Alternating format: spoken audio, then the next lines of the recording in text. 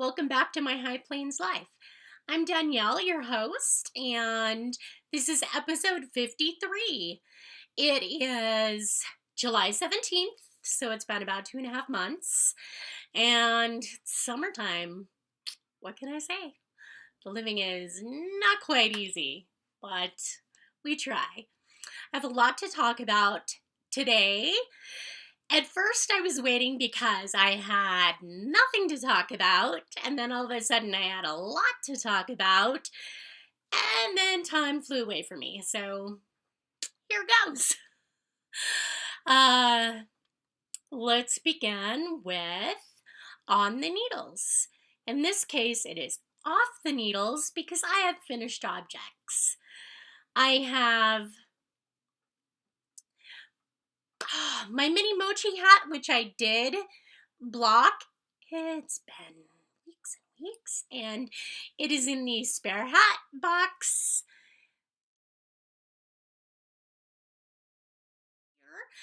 It does look better after blocking. It's stretched out way more than I thought it would because it was a little snug to begin with, and I was worried with the floats it wouldn't block out anymore, but yes, it did, and now I was like, do I re-block it so that it isn't so loose? If it's not one thing, it's another. What can I say? Additionally, I finished Partial number 3, 4? I don't know. The Partial and the green acrylic that I was working on for church. And this is crocheted. Started just with a little triangle, and then you increase double on one side and decrease on the other, so it slowly increases. Did some striping, so it is big enough. It's an odd shape kind of for an older woman if they're not comfortable with styling it, but it's also still plenty big enough to lay on their lap and kind of wrap around as a lap blanket. So again, yay! And I just sort of steam blocked that because again, it's acrylic, so yeah. However, something you haven't seen at all is my Expeditious. Yeah, got the words right.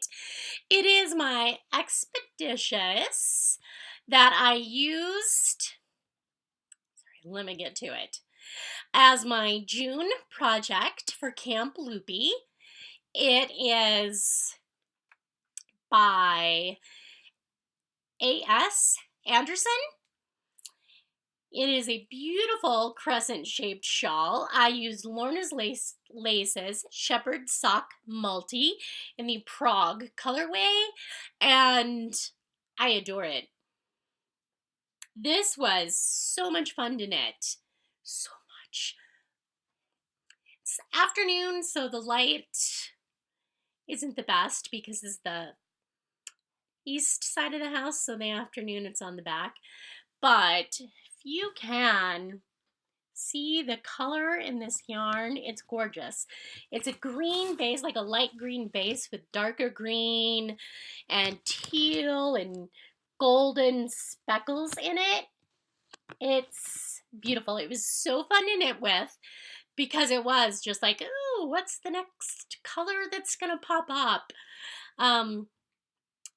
Pattern was so much fun. Again, this is Expeditious. It was simple, but with enough going on to keep me interested. It switched texture every couple rows back and forth. So I didn't get bored, and I love the textures that it has in it. Ooh, okay, lighting, bad. I love the textures it has in it, and It's a great size, great shape, about 412 yards. And yes, it's a merino nylon, but because of the texture and the lace bits, it's open and airy enough that this is a good summer shawl. So, yay! That, I think, are my finished objects. That was the 3. Prayer shawl number 4, my Fair Isle hat, and my Expeditious for spring. Willow's settling down on her dog bed, just hanging out with me. Let's see. As I mentioned, I'm doing Camp Loopy for the summer, which is through the Loopy U. And in honor of the 50th anniversary of the U.S. landing on the moon, the theme is Space Camp this year. So pretty excited about that. So I had my June project. My July project is Sanctuary by Sarah Gresbach. I'm using a cotton linen blend. It is Cascade Yarns Hampton, 70% Pima cotton, 30% linen, and this is in the French blue, I believe, colorway. So bright. Okay, this is a little brighter than it actually is, but I did a swatch. That's right. I swatched, and I'm actually gone down 2 needle sizes from the recommended needle size in order to get gauge. It said, gauge is this in either the lace pattern or stockinette stitch. And I was like, okay, so I swatched in the stockinette stitch, and to get gauge, I only went down 1 needle size, and I liked that fabric in stockinette. But once I started knitting the back, so this is kind of done in pieces, you knit the back, and then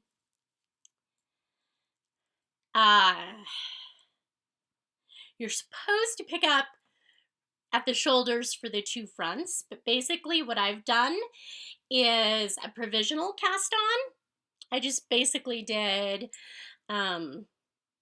Judy's Magic cast on, with the cast on being over my needle and a spare cable, and that way it makes it easier when I go back.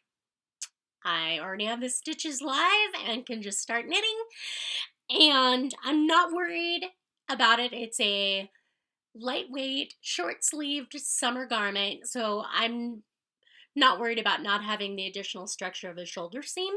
So yay. So this is actually the top, and this is the bottom, and this is the pattern, if you can see it, which I totally was not getting gauge in the pattern.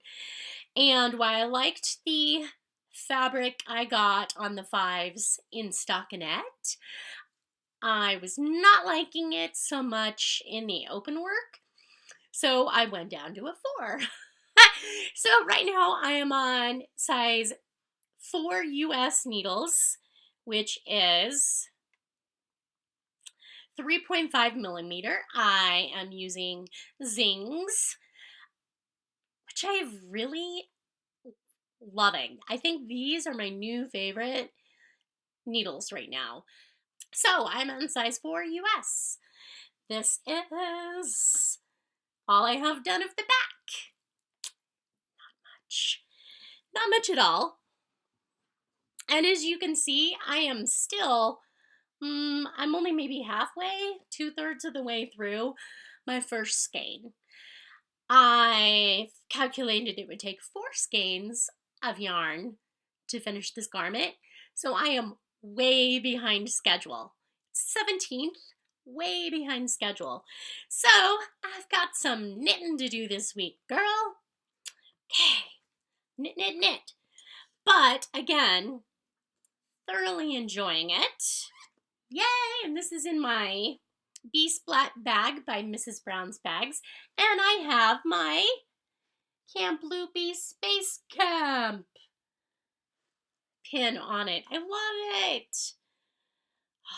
I would have loved to have gotten a t-shirt with their logo on it, but they were all out of my size by the time I decided to join Camp Loopy, and so I missed out.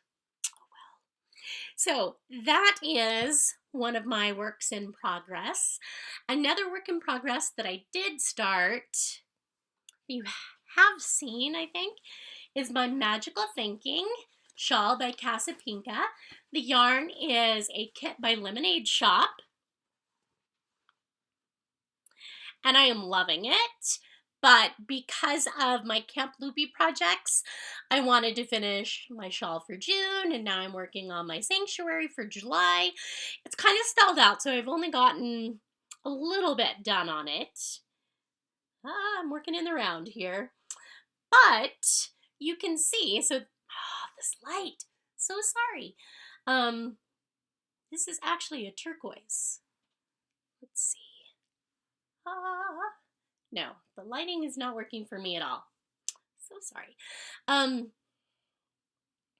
Started out here in the beginning as a cowl, which I had done previously. And then you switch yarns, change textures, and start doing some increases. You mark your center point, so you're doing increases around it to create the triangular shape where the shawl comes in.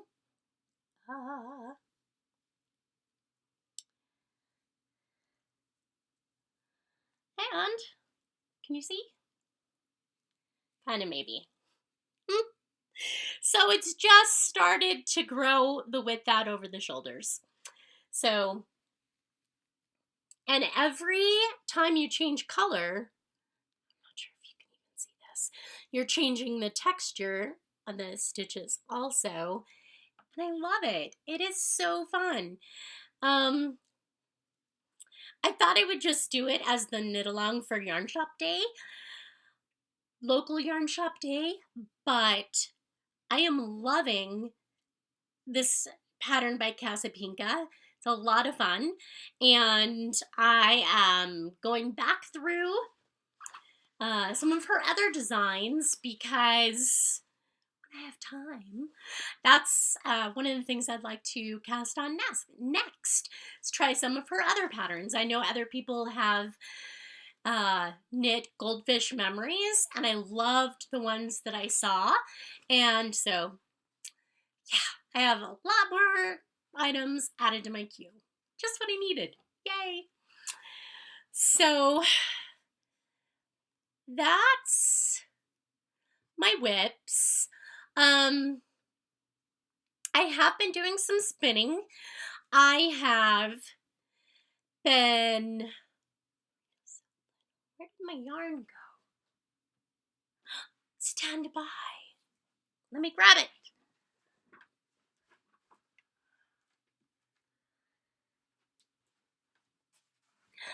I finished spinning a lovely merino silk bat by Lambspun of Colorado that I received in the holiday swap for my knit group.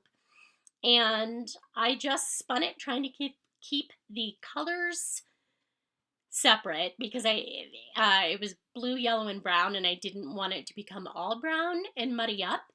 So spun it separate, 2-ply. This has been washed, and I didn't thwack it, I did the snap between my hands. So I don't know if you can see, this color actually isn't very bad. So it's kind of a marled effect, which is what I was going for. It is not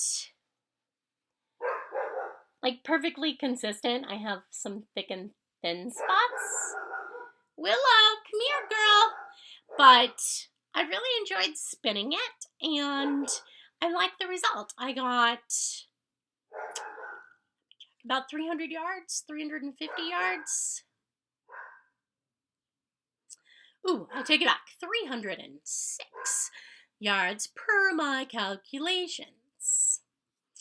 I also have been spinning some alpaca, just 100% alpaca undyed. It's white cream that I've had the project going for a while. And so I spun the second bobbin and then went back and plied them together again, just creating a 2-ply. I did not bring that upstairs because it's still on my plying flyer downstairs. And I will insert a picture of it here.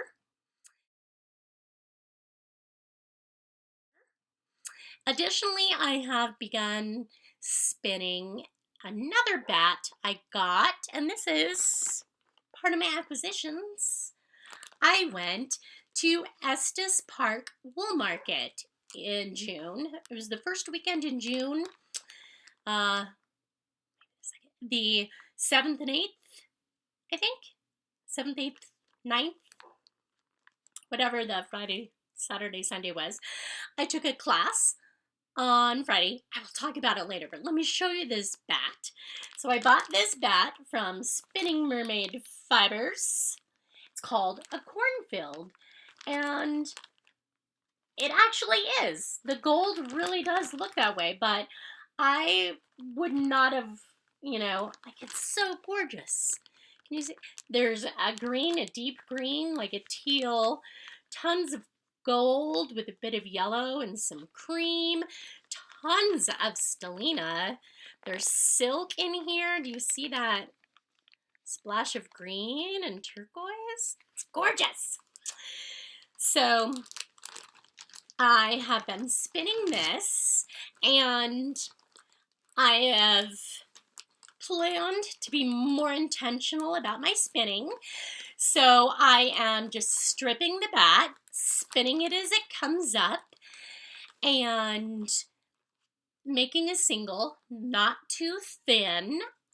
I'm kind of going for a heavy fingering, and my plan is to just create one single with it and then ply it with maybe a silk thread that matches one of the colors in here, maybe the turquoise, to pull that color out a little bit. That way I can get as much yardage from this as I can get. So again, that's from Spinning Mermaid Fibers. I'm hoping my intentional spinning turns out the way I envisioned it in my head. So we shall see. So that is the spinning and knitting that I have been doing. Let me show you some of my other acquisitions that I picked up while I was in Estes Park Wool Market. So this is my very first purchase, and I was their first buyer. So, fiber optic yarns. I've never seen them in person before. Oh, fell in love with almost everything they had. They have beautiful samples. I nearly broke down and bought the kit for the shawl, The Thief and the Joker? Joker and the Thief? Can't remember, but it's pretty popular right now. They had a sample knit up, gorgeous colors with kits made in several different colorways, and it was everything I could do to not make that purchase, but that would have been most of my budget. And I told myself I was going to buy a sweater's quantity of DK, which I did. We will hit on that next.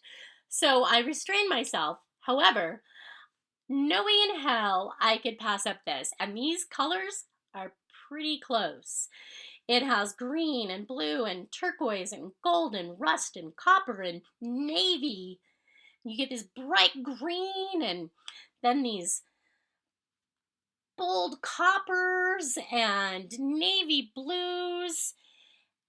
And it's their cashmere yarn, which is 420 yards, 80% superwash merino, 10% cashmere, 10% nylons.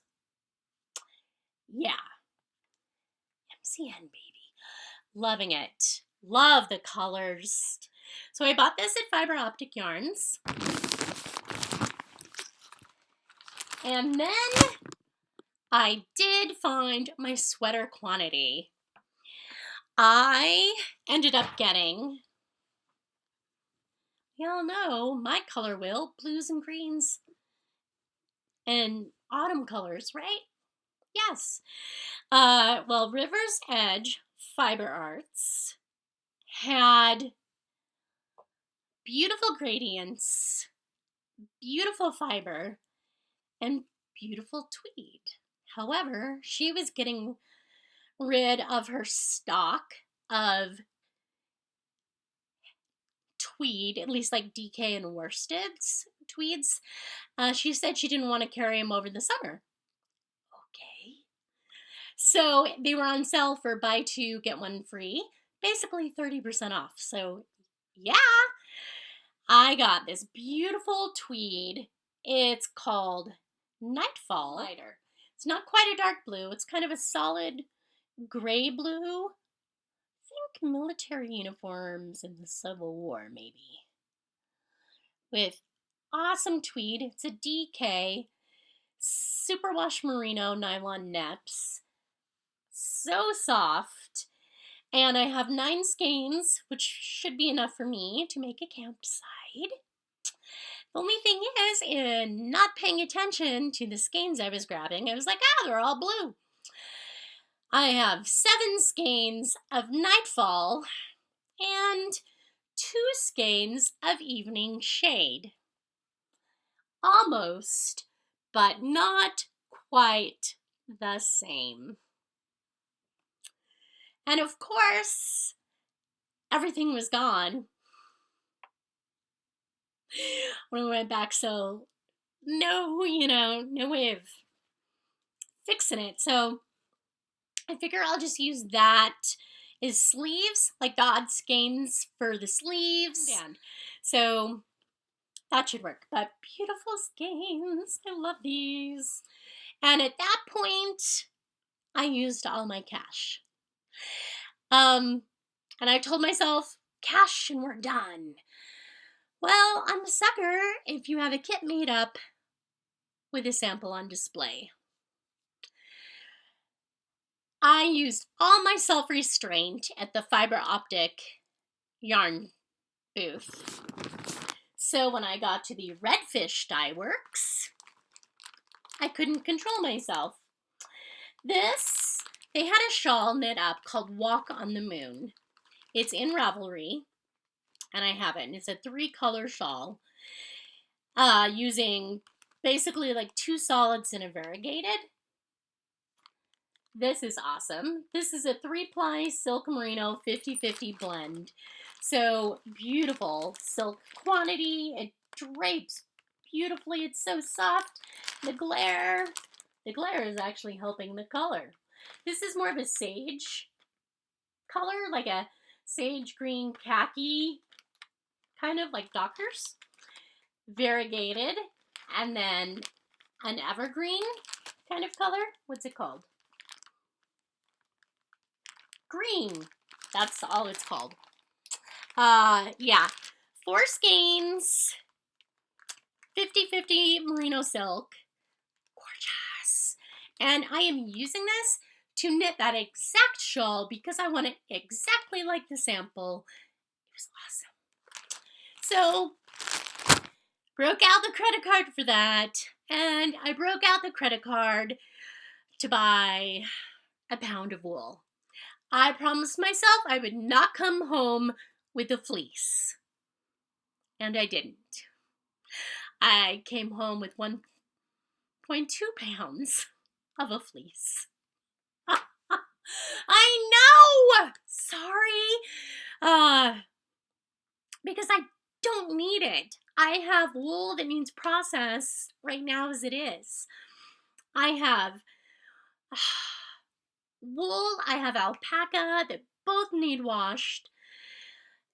And prepped. I have plenty of purchased prepped wool to spin. I don't need more.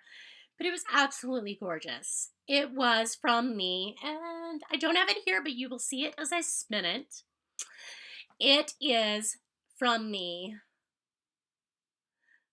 I'm not sure if it was the Rocky Mountain or the Colorado Natural Colored Wool or Natural Colored Sheep Growers Association.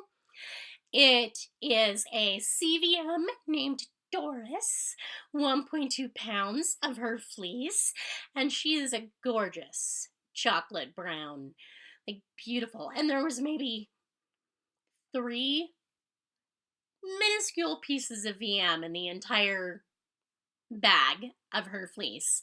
Not only was she coated, but they must do an awesome job in the way they feed and just care for their animals, because like I said, the fleece was gorgeous and there was absolutely hardly any VM in it, which even coated is not something that happens all the time. You know, I'm like, they're animals. They live in that fleece for a year. It's gonna get dirty. And I know it hasn't been washed or cleaned, but it looks gorgeous. Like, this is something I would not be worried about spinning in the grease. I thought about doing it, but then I was like, no, because then I'm sure my dog would have a lot more interest in it, because whereas she doesn't bother my wool now, this definitely has the sheep smell. So, which doesn't bother me, but I'm sure her head would be in my lap the whole time going, Mom, what's that smell? Because, you know, dogs. So I will go ahead and wash it, but it's nearly perfect. So I should have brought it to show you, but I didn't. I will show you it as it gets processed. Yay! So those were my acquisitions from Estes Park Wool Market. I had an absolute blast. As I said, it was the first weekend in June. I attended a full day class on Friday. It's a 4-day event.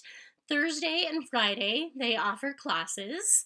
They have morning classes, afternoon classes, full day classes, and a few 2-day classes. So if you wanted to, you know, you could take anywhere from 1 to 4 classes, depending upon your interests and budget. The cost of the classes was very economical, incredibly worthwhile, especially if you registered soon. Like, there was a deadline, something like if you registered by February 15th, you got 20% off, which I did. So you have reasonably priced workshops to begin with great instructors. And then you get an additional 20% discount, which is incredibly insane. Plus, they feed you breakfast and lunch, which is a full lunch. It's catered out to a restaurant.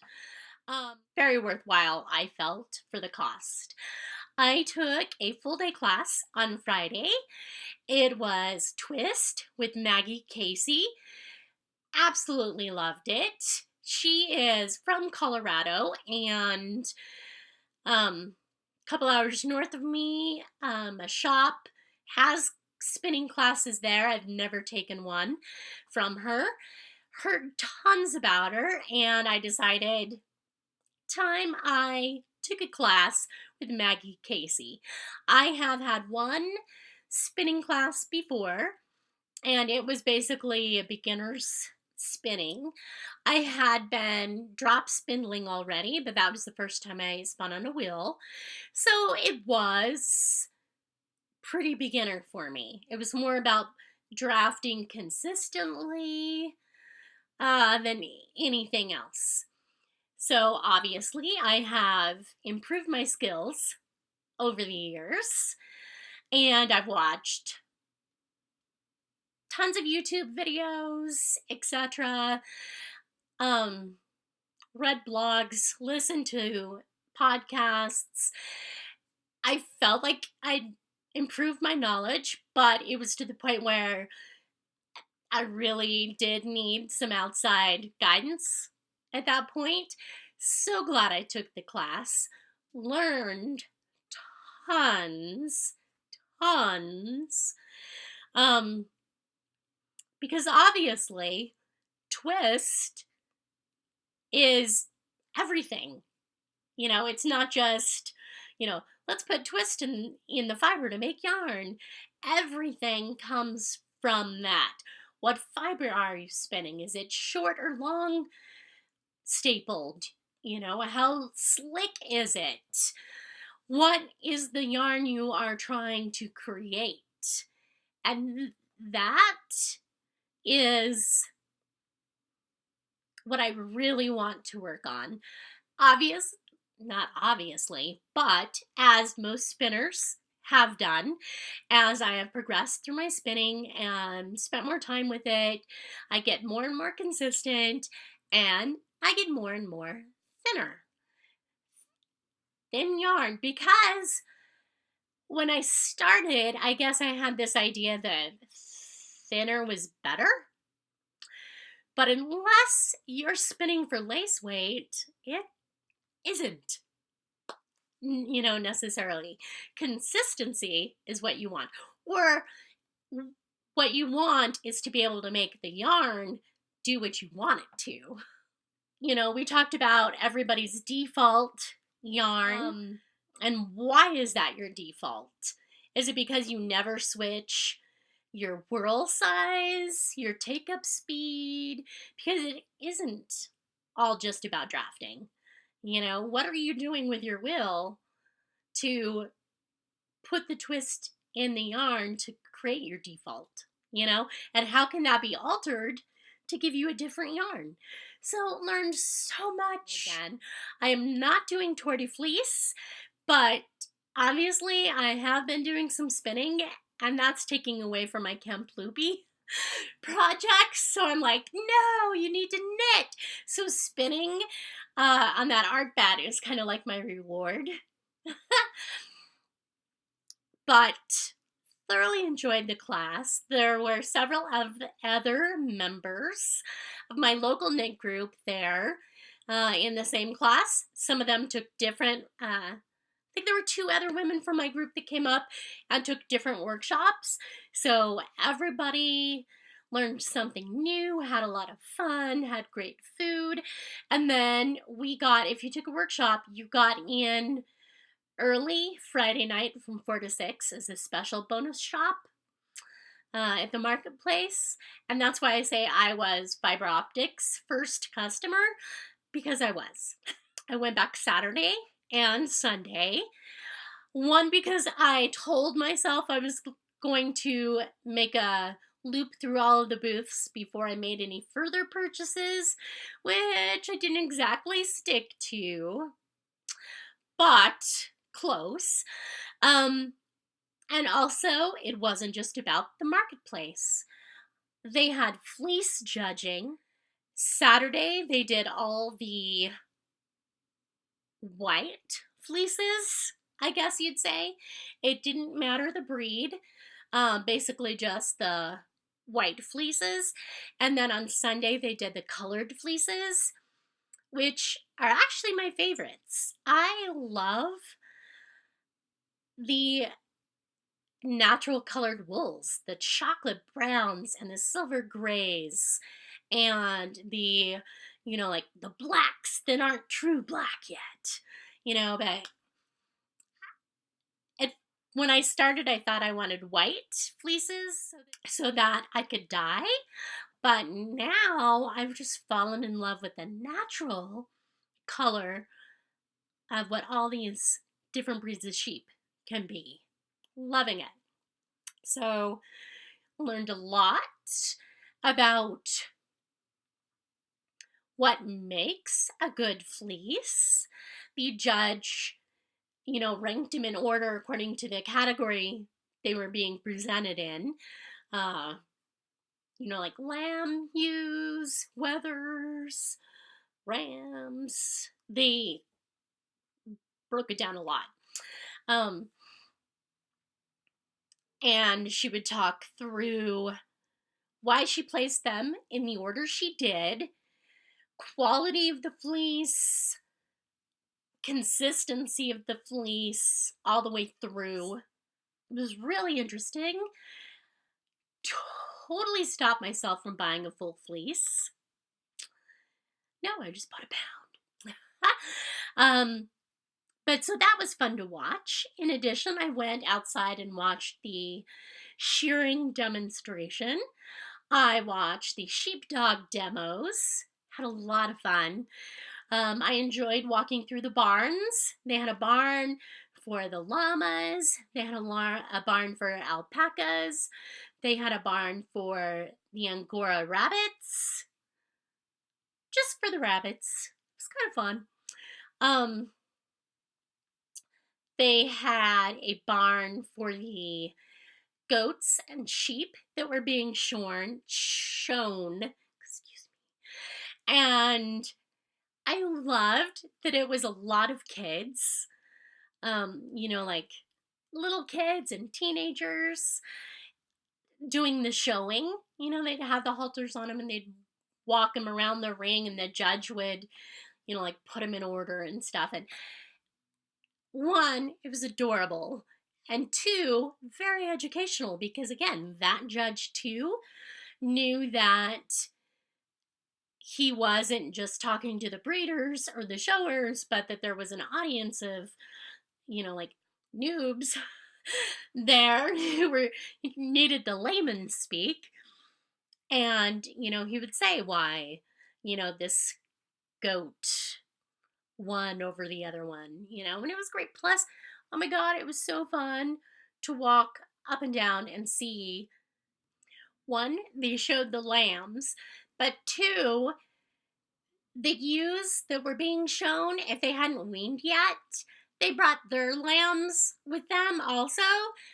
Oh, and those were the tiny ones, and it was so cute. So I definitely plan on checking it out again next year. I can't believe I've lived here for this long, and that was the first time I've attended. I would like to take another workshop again next year, so we shall see. Just have to make sure the weekend's free. And had a lot of fun. So that was Estes Park Wool Market at the beginning of June. I do have Under the Needle, but I am going to leave it for the next podcast.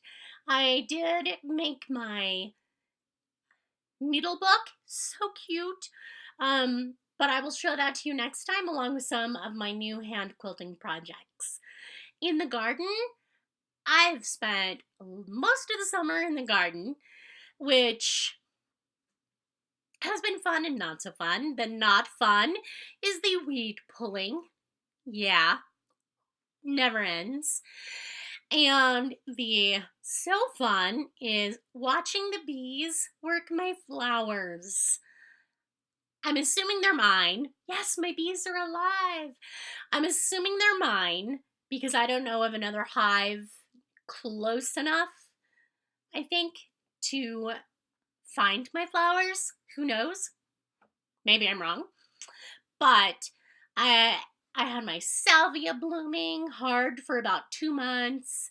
So my salvia, and then my delphiniums, and then my catmint. So I had like beautiful purple throughout the front yard, and then my firecracker penstemon started blooming, and thus is shocking red, and I love it.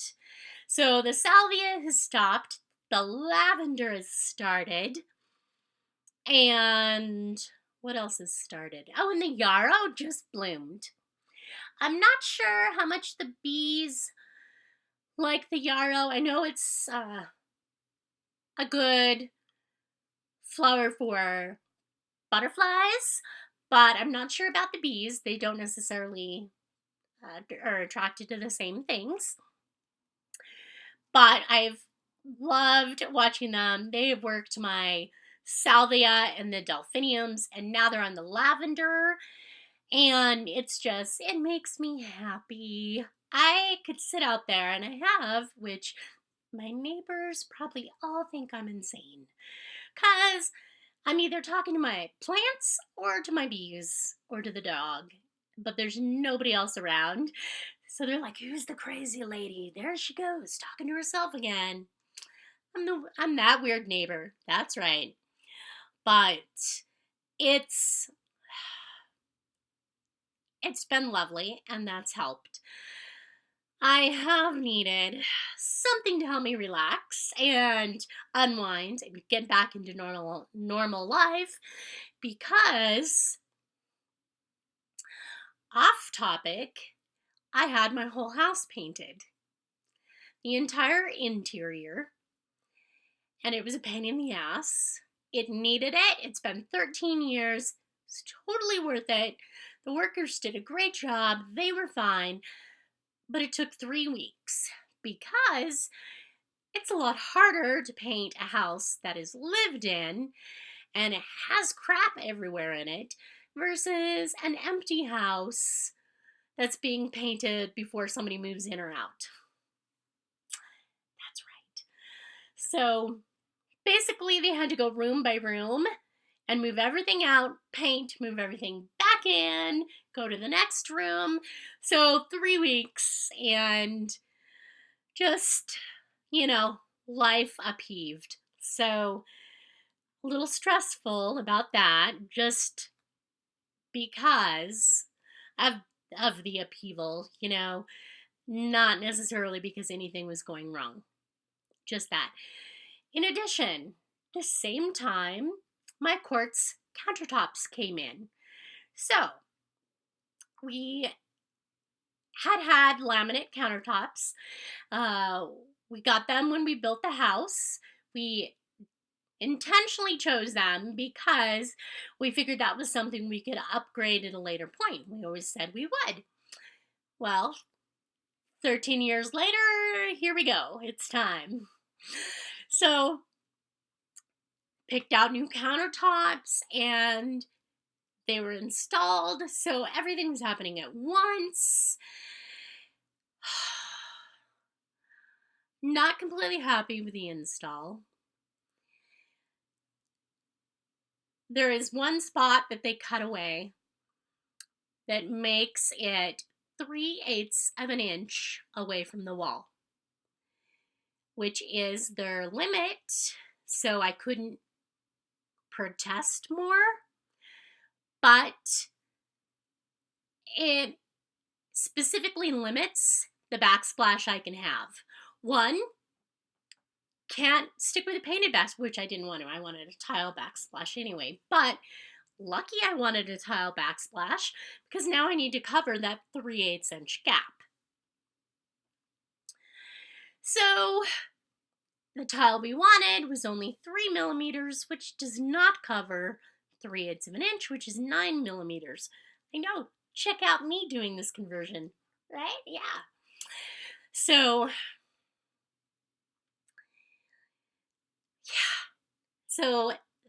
that tile was out the window. Now we have to find another tile we both like that will cover a 9 millimeter gap. In our price range, and then pay to have somebody install it. I have been listening to the Crafty Hive podcast. I found that because I've caught up with all my others, and some of the ones I've listened to have stopped or ended or on hiatus. So I was looking for some new ones, and I ran into the Crafty Hive. Yes. This is a mother-daughter podcast. One's a knitter, one's a crocheter. The daughter lives in Edinburgh. Awesome. So that's been a lot of fun to listen to so far, and I've been enjoying it. I was debating whether or not I addressed the new Ravelry gag order policy. Because this is a knitting, spinning, quilting, gardening, beekeeping, motorcycling podcast. That's enough things already. Not a political podcast. I've tried to keep politics out of this intentionally. But I have this argument with myself about whether or not to say anything, and if I did, what did I say? And what decided me was the fact that I felt intimidated to not say anything. Everybody else has come out in strong vocal support for Ravelry's new gag order policy. If you're not aware of what I'm talking about, they made a statement saying that any support for President Trump or his administration would not be tolerated. Like, basically, no projects, no threads, no replies, no discussion, anything relating to support of President Trump or his administration. Because that was, what did they call it? Undeniably racist.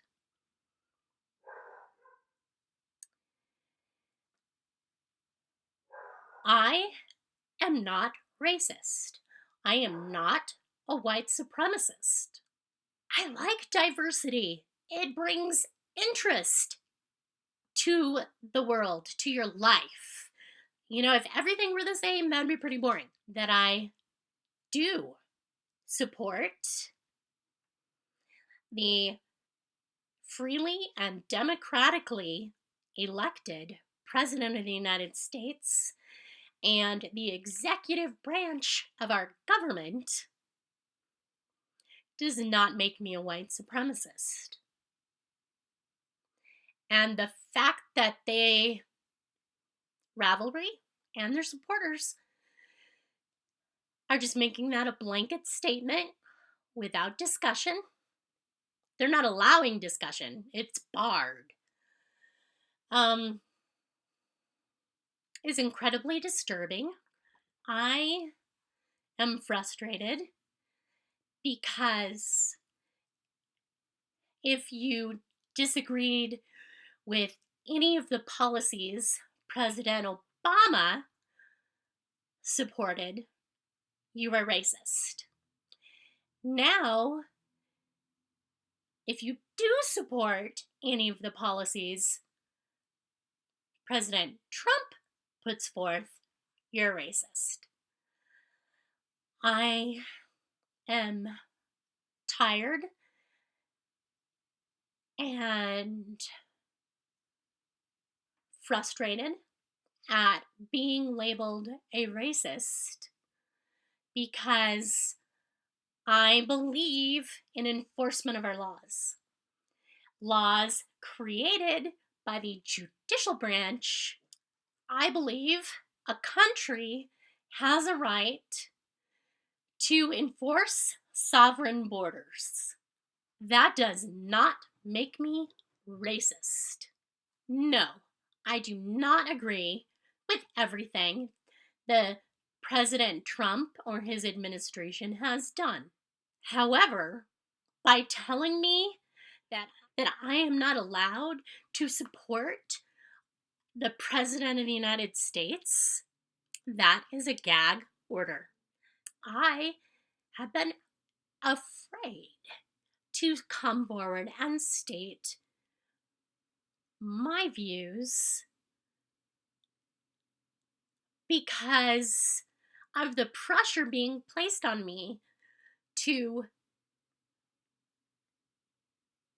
despise President Trump and the government and being told I have to keep my mouth shut if I disagree. This isn't going to change anybody's mind or how they feel about the situation on the southern border, about families being separated. But I can't resist throwing out there that policy, that executive policy, was actually created and signed by President Obama.